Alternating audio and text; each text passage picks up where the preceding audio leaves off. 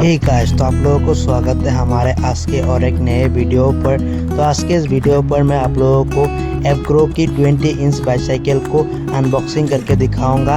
आप लोग हमारे चैनल पर नए तो कृपया हमारे चैनल को सब्सक्राइब करिए और बेल आइकन ऑन करिए, क्योंकि हमारे चैनल पर आप लोगों को साइकिल के रिलेटेड वीडियो मिलते ही रहेंगे। तो इस बाईसाइकिल में आप लोगों को डुअल डिस्क के साथ मिलते हैं। ये बहुत ही अच्छे बाईसाइकिल है और इसमें आप लोगों को फ्रंट सस्पेंशन शॉकर के साथ मिलती है साइकिल 20 इंच में। और इस साइकिल बहुत ही शानदार क्वालिटी में नया मॉडल आया है।